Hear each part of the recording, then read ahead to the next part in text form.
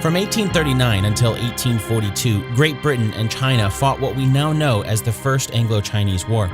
Or another name for that is the First Opium War, because the fight came about largely because of the Chinese wanting to stop the spread of opium by seizing it from British traders. Meanwhile, Britain didn't really like how China was handling the British traders, so war broke out.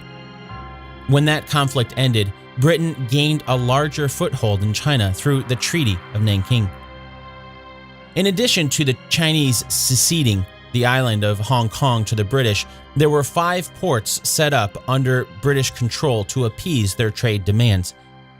It didn't really work, but for the purpose of our story today, that's important because one of those ports set up by the Treaty of Nanking was the Shanghai International Settlement. It was here on November 15, 1930, that James Graham Ballard was born to British parents. 7 years later, Japan launched their full-scale attack on China. Then, of course, we know it was soon after this that the rest of the world was thrust into war. After World War II, James would grow up to become a well-known author. His first novel, called The Wind from Nowhere, was published in 1961, and that was the first of many sci-fi books that James would write. But then, in 1984, James published his 11th novel, and it was quite a bit different than his usual novels filled with a science fiction and dystopian future. Thanks to the 1987 movie of the same name that introduced many in the world to a young Christian Bale, J.G. Ballard's novel that the movie was based on would go on to become his most popular. And even though Empire of the Sun was a fictional novel, there's some real history in there, as it was based on J.G. Ballard's own experience as he grew up in the Shanghai International Settlement during Japanese occupation. I'm Dan Lefebvre, and this is based on a true story.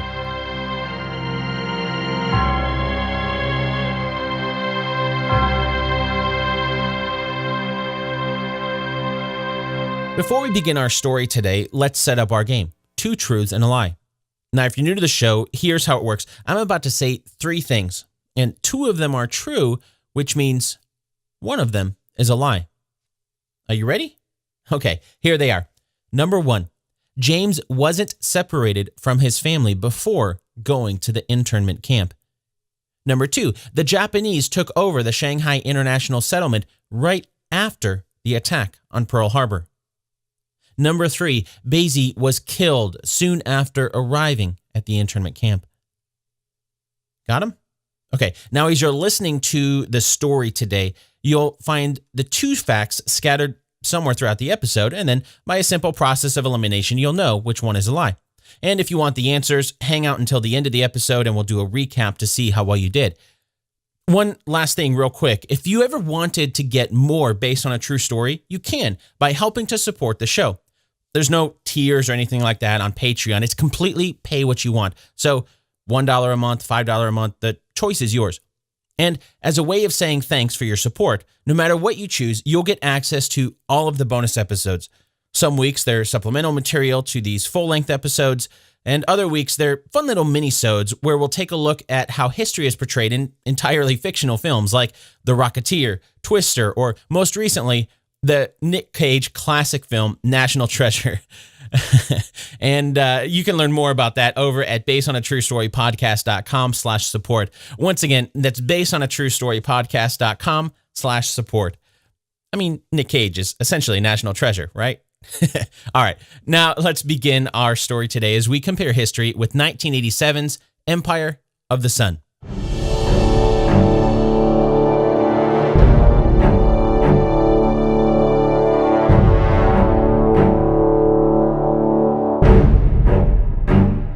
The movie begins with some text scrolling on screen as a voiceover reads it.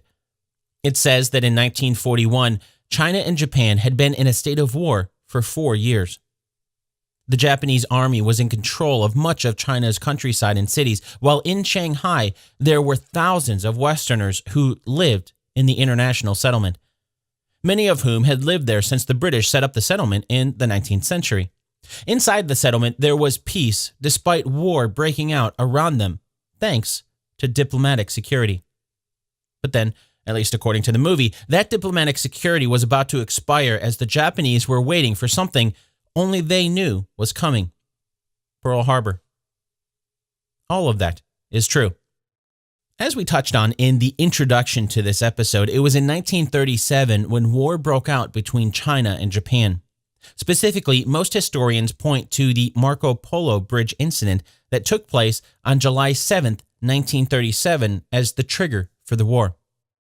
If you listen to episode 71 about the movie Ip Man, we talked more about that incident over there, so I won't really repeat it here, but even though that was when the war officially began, there had been skirmishes between the Chinese and Japanese for years before the Marco Polo Bridge incident. After all-out war began, the Japanese rolled through China. One of the major victories the Japanese won took place between August and November of 1937, or more specifically, August 13th through November 26th. During those 3 months, 1 week and 6 days, about 1 million troops battled for the city of Shanghai. The Japanese were vastly outnumbered, with some 300,000 troops compared to China's 700,000 in defense. But the Japanese had far superior technology. The Chinese lost 250,000 men, while the Japanese losses were only around 100,000. Only.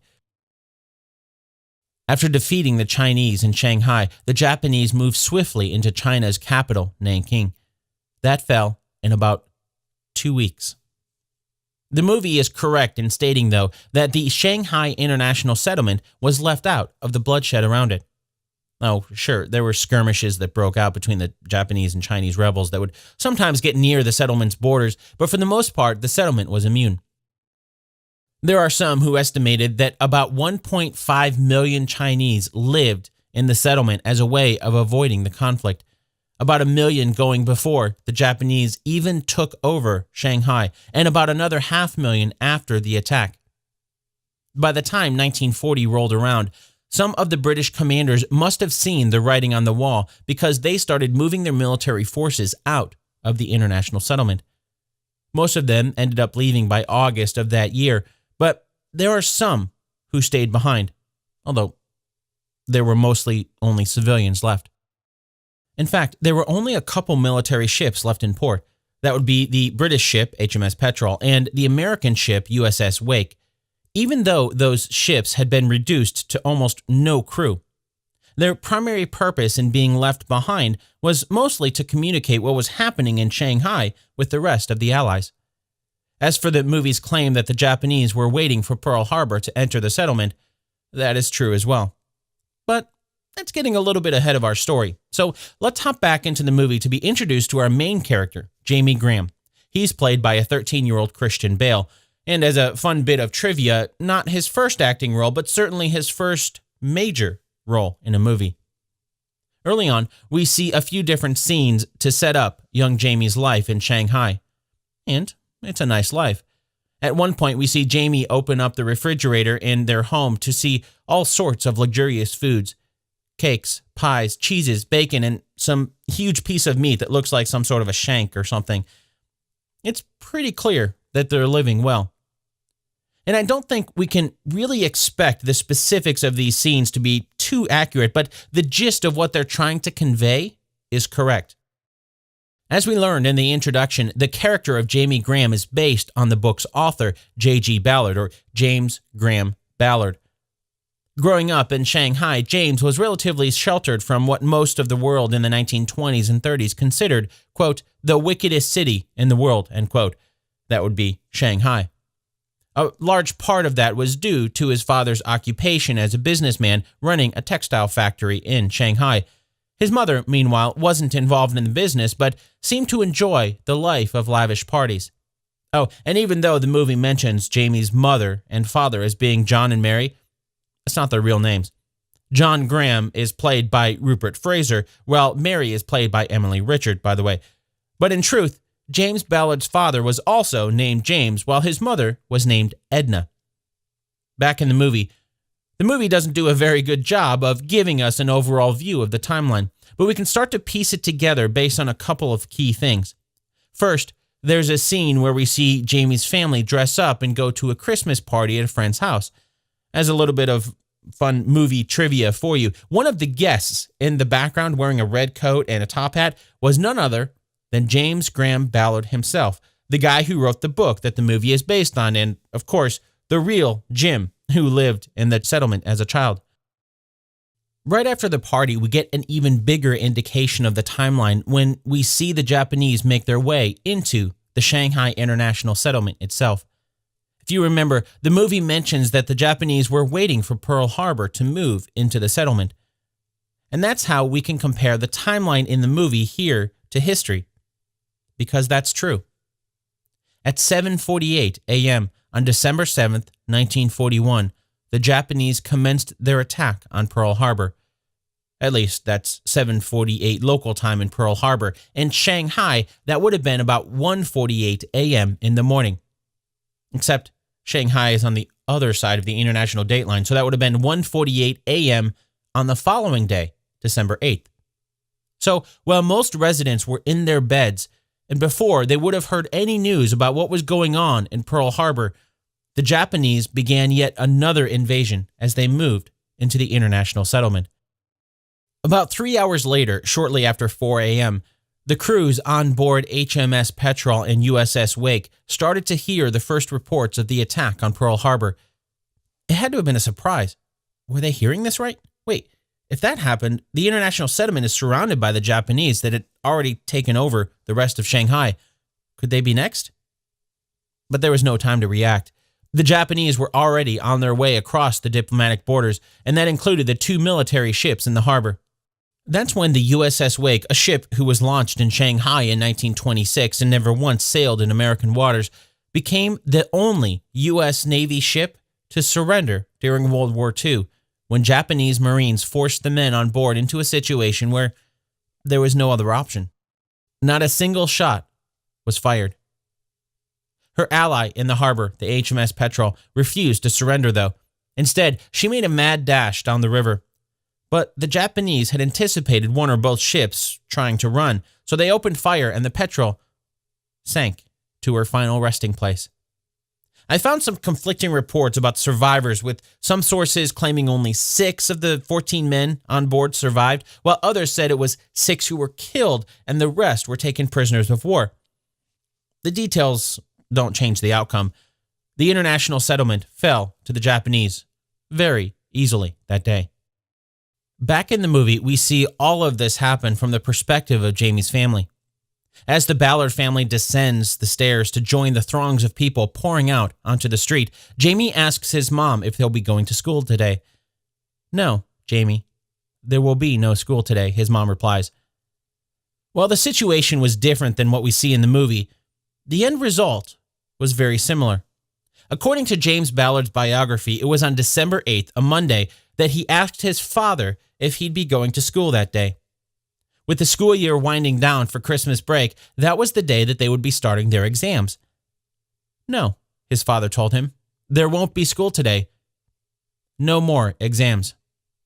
As a child, it's not like James could have grasped the gravity of what was happening, but he was happy to not go to school. That would change.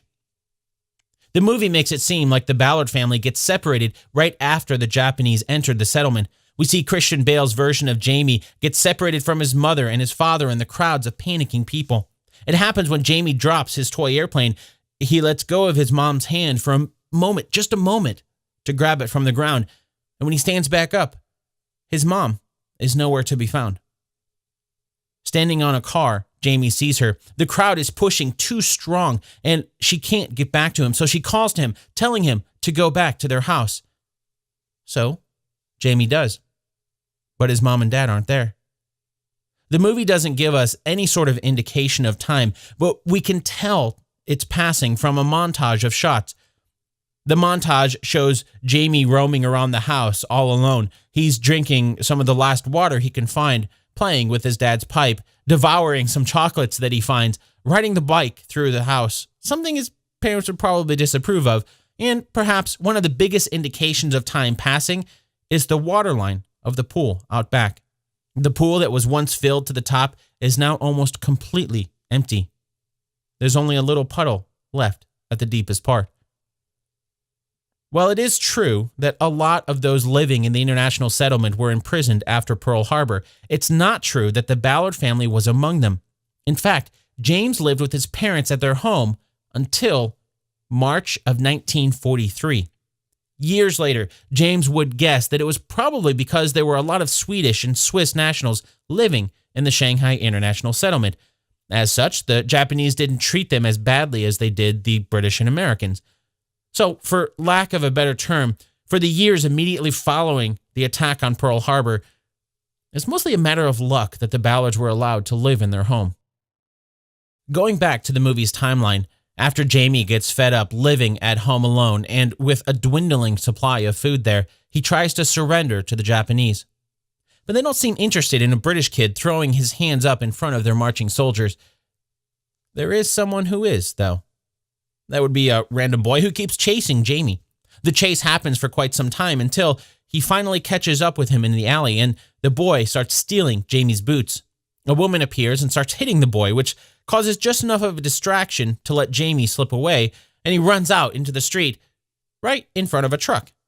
And that's how we meet the driver of the truck, Frank Demarest. He's played by Joe Pantoliano.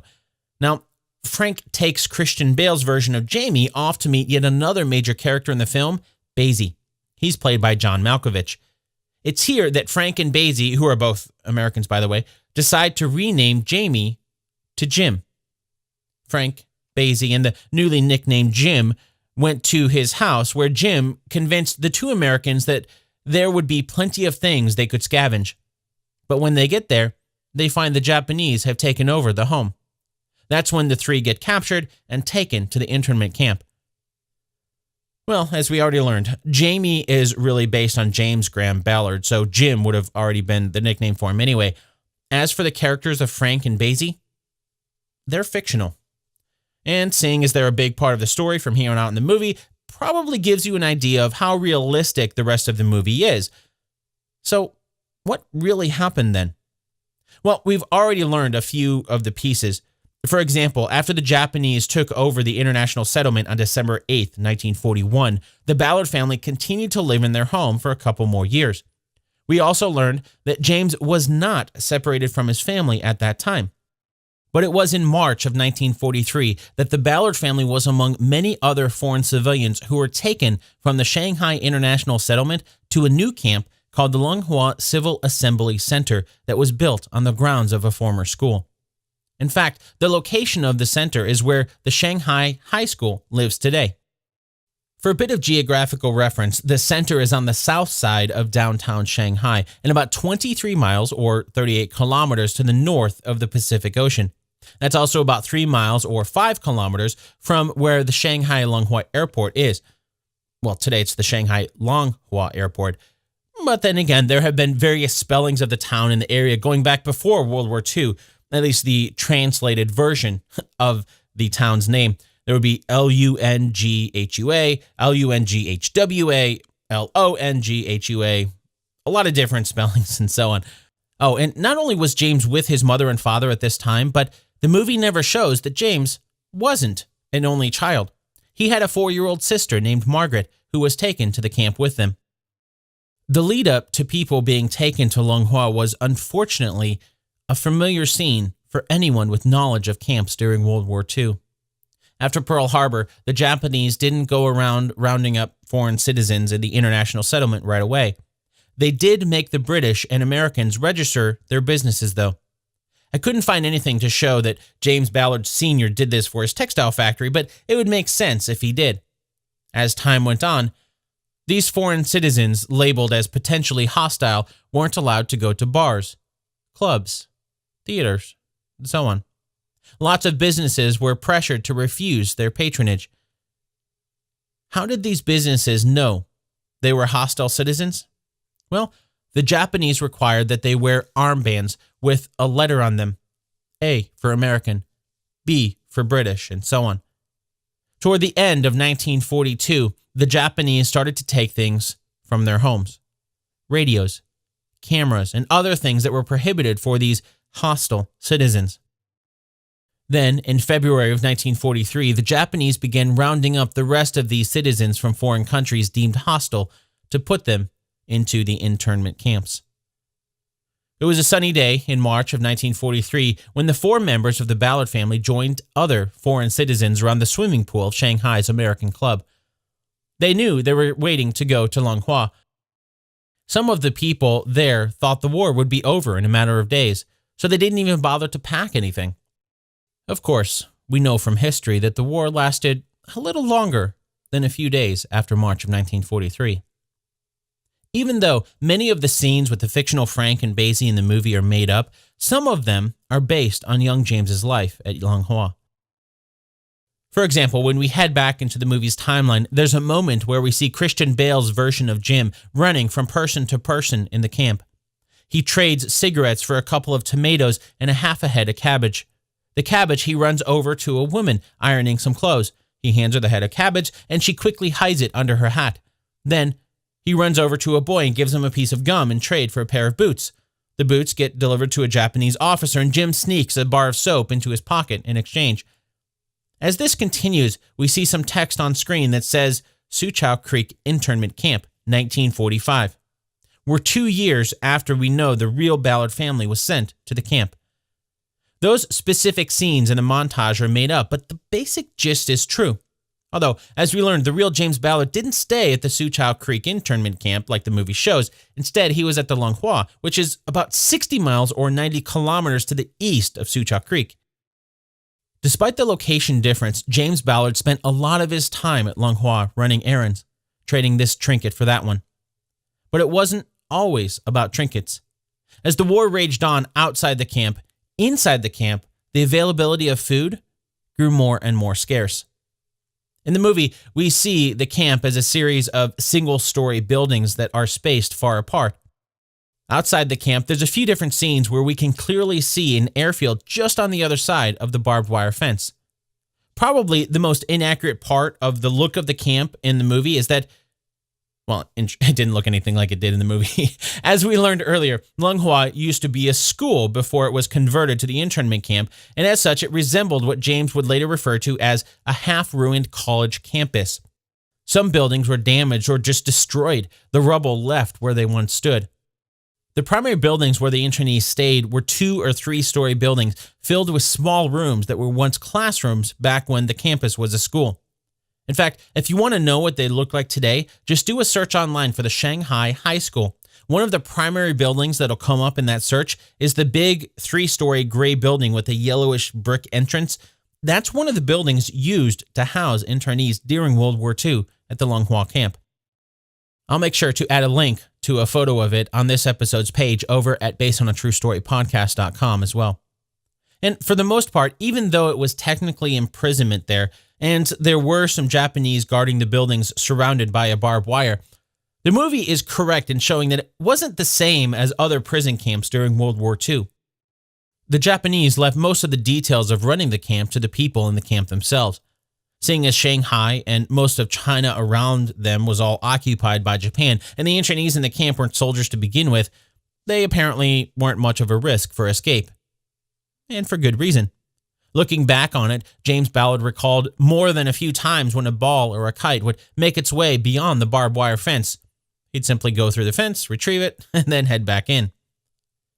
Thanks to his errands and love of exploring the camp, something his parents let him do, James earned a name for himself in the camp.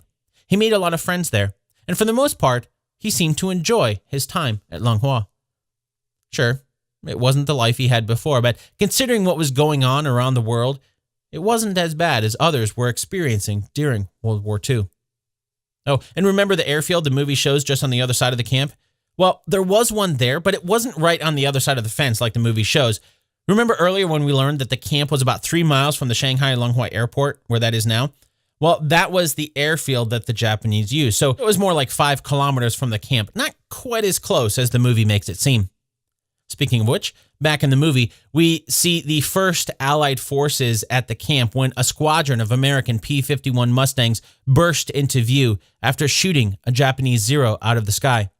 Christian Bale's version of Jim, who throughout the entire movie had been fascinated by the Japanese, is thrilled with the American fighter, especially when one of the pilots waves at Jim. that didn't happen. But it is true that P-51 Mustangs attacked Long Hua. More specifically, it was the airfield that was the target, not the camp. So it wasn't right on the other side of the fence, as we learned earlier. As the war continued, conditions at the Long Hua camp got worse. For lack of a better way to put it, the Japanese had higher priorities than the people in the camp. Food, which had already been a prized commodity compared to what they were used to, became even more scarce. The location of the camp happened to be in an area with a lot of mosquitoes. As such, malaria was a big problem for those in the camp throughout the duration of the war.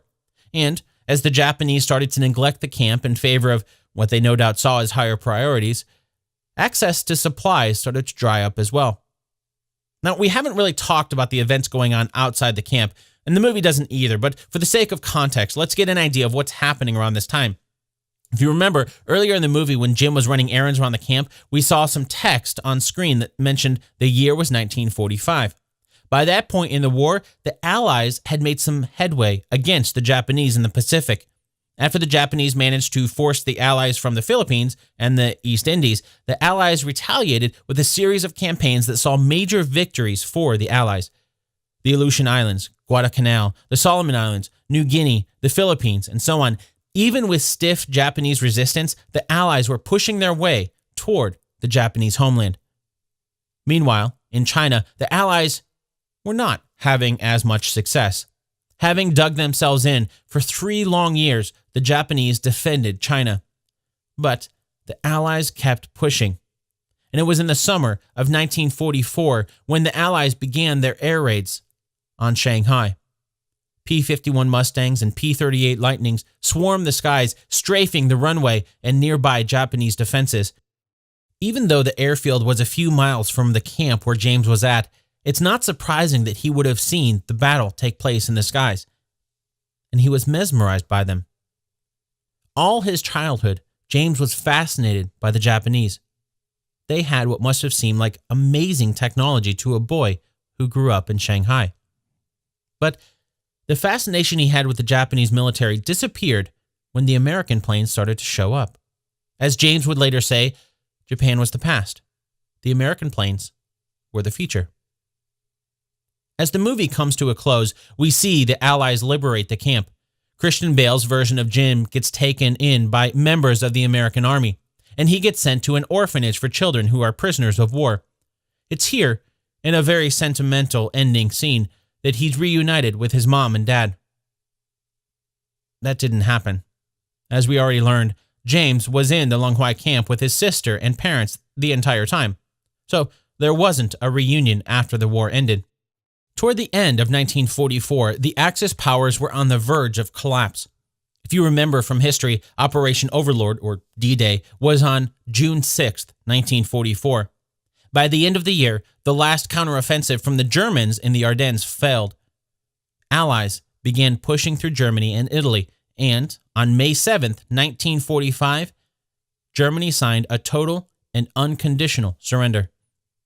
After this, the Allies turned their full might to the war with Japan. And with the Allies already making good progress in the Pacific theater, it was only a matter of time before the Allies would emerge victorious. On July 27, 1945, the Allies called for the unconditional surrender of Japan. That was rejected. On August 6th, the Allies dropped an atomic bomb on the city of Hiroshima, with another dropped 3 days later on Nagasaki. Hundreds of thousands of people were killed, and 9 days later, on August 15, 1945, Japan surrendered. Documents of surrender were officially signed on September 2, 1945, aboard the USS Missouri in Tokyo Bay. As for James Ballard, it was in the early days of August 1945 when everyone in the Long Hua camp assembled for roll call in the same way they did for years before. This time, though, the Japanese guards weren't there. Many people, including James, thought perhaps the Japanese had surrendered. But, as it turned out, the Japanese around the camp didn't seem to care about that. The war was obviously near its end, and the mood in the camp was tense. Was it over? Or was it not? They knew something was going on, but they didn't have access to a lot of outside news. Some of the people in the camp tried to leave, but were returned a few hours later, badly beaten by the Japanese army. As August came to an end, James grew tired of the tension in the camp. It didn't help that an American bomber had dropped some supplies. The ravished internees in the camp hoarded the supplies, guarding them against others in the camp. That's when James decided he'd walk the few miles to the home he'd grown up in. And so, without telling his parents where he was going, that's what he did. And he made it too. When he arrived at his home, there was someone living in there. He rang the doorbell, pushing past the person as he made his way inside. They fled the house, leaving James to survey the house he once knew as his home. And, as far as he could tell, it was exactly as it had been when he left. Almost as if nothing had happened. That had to have been kind of an eerie feeling. James ended up returning to the camp and to his family. Many of the internees in the camp stayed there until they thought it would be safe to return home. Japan may have surrendered, but many troops still held to their previous orders. By the time September rolled around, though, the Ballards returned to their home. As American and Allied military men began to flood Shanghai, the city changed into something new. James would later admit to missing his time in the camp. He'd made friends there, had his formative years there, and learned more about life than one could have hoped for in that time. With 1945 coming to an end, James, his sister, and his mother took a ship to England. His father decided to stay, though, no doubt to help rebuild his company. It would be years before James would see his dad again.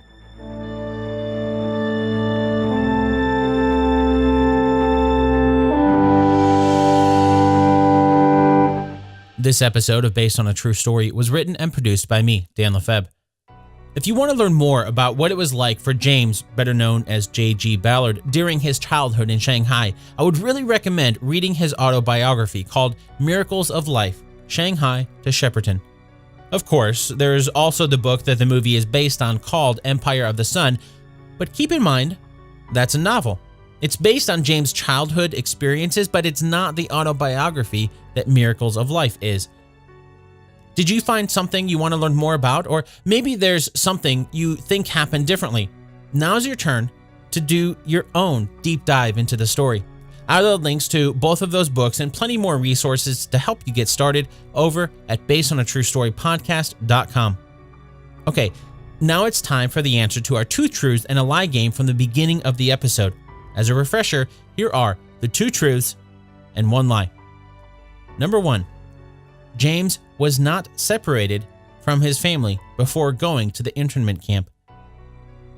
Number 2, the Japanese took over the Shanghai International Settlement right after the attack on Pearl Harbor. Number 3, Basie was killed soon after arriving at the internment camp.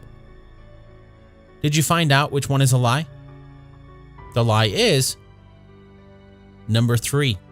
As we learned, Basie and his sidekick, Frank, were both fictional characters. So they couldn't have been killed because they weren't real to begin with. And that brings us to an end of our story today, but there's always more history to learn. If you want to help support the show and get access to bonus episodes such as the Minisodes, where we're looking at how history is portrayed in fictional movies like Twister, Back to the Future, and the Pirates of the Caribbean, you can learn how to sign up to be a producer over at basedonatruestorypodcast.com/support. Once again, that's basedonatruestorypodcast.com/support. Thanks so much for listening, and I'll chat with you again really soon.